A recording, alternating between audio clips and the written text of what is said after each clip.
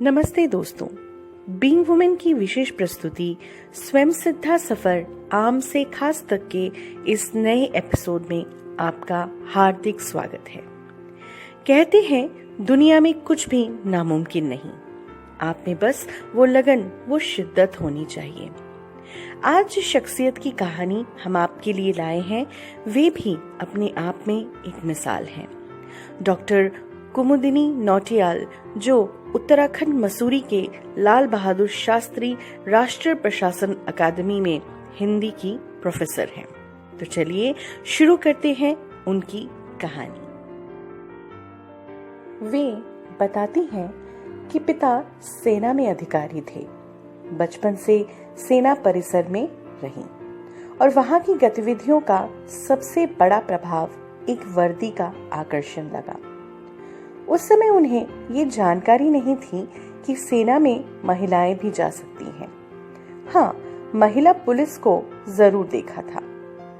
College में NCC लेने पर वर्दी पहनने का मौका मिला, लेकिन इस क्षेत्र में जाने का अवसर नहीं मिला। ये हमारे समाज का वो दौर था जब लड़कियों को 10वीं तक की शिक्षा इसीलिए दी जाती थी कि एक शिक्षित लड़के से उसका विवाह कर सके। बीए करते हुए उनका विवाह हो गया। ऐसा लगा था कि पढ़ाई इसके बाद समाप्त हो गई, किंतु उनके पति को साहित्यिक पुस्तकें पढ़ने का शौक था, तो वह पुस्तकालय से हिंदी साहित्य की पुस्तकें घर ले आते थे। उन्हें वे भी पढ़ने लगी और धीरे धीरे मन हो आया क्यों ना हिंदी साहित्य में एमए कर लिया जाए। फिर उसके बाद अच्छे नंबर आने पर पीएचडी की ओर बढ़ गई। पीएचडी के पश्चात कृषि मंत्रालय में सहायक निदेशक, फिर उप निदेशक पद पर कार्य किया। फिर जीवन में एक नया मोड़ आया। राष्ट्रीय प्रशासन अकादमी मसूरी में प्रतिनियुक्ति पर रीडर हिंदी पद के लिए चयन हुआ और 6 वर्षों तक इस पद पर कार्य करने के पश्चात प्रोफेसर का पद प्राप्त हुआ। उन्होंने विवाह के पश्चात अन्य जिम्मेदारियों को संभालते हुए अपनी पढ़ाई जारी रखी। सर्विस के अतिरिक्त लेखन में रुचि रही, इसलिए इस क्षेत्र में भी कुछ करने का प्रयास किया। रजनीगंधा की महक कहानी संग्रह के लिए सम्मानित हुई और महाराष्ट्र बोर्ड की 9वीं कक्षा के हिंदी पाठ्यक्रम में 2003 से एक कहानी सम्मिलित हुई।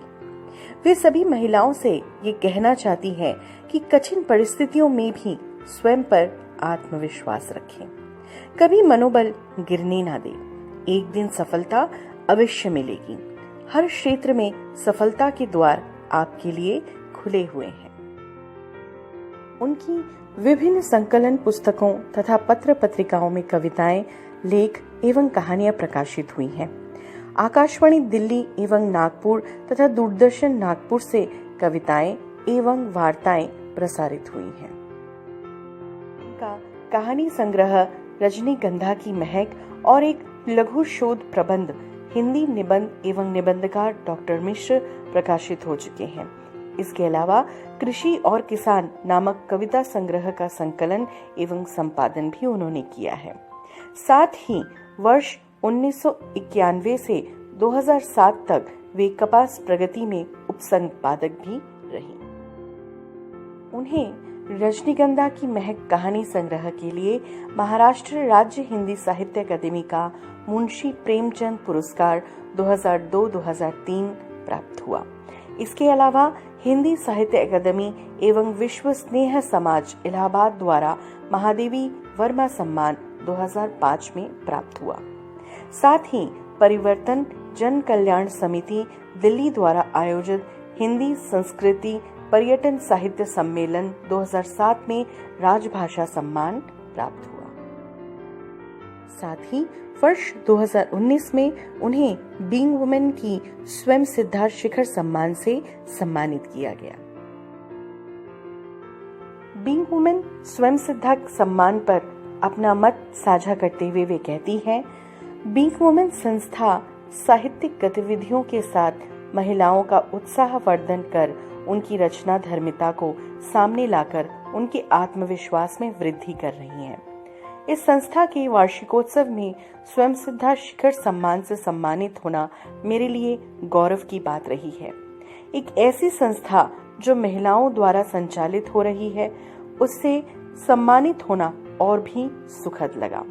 इस सम्मान से समाज और विशेष रूप से महिलाओं के आत्मविश्वास में वृद्धि होती है और वे और उत्साह के साथ अपने कार्य क्षेत्र में आगे बढ़ना चाहती हैं। मुझे इस संस्थान ने बगैर किसी पहचान के जिस निश्चल भाव से सम्मानित किया, उसके लिए आभारी हूँ। संस्था की राष्ट्रीय अध्यक्ष एवं कार्यक्रम की संयोजिका रंजिता सिंह के कर्मठ व्यक्तित्व से प्रभावित हूँ। आज की स्वयं सिद्धा सफर आम से खास तक की कहानी बस यहीं तक।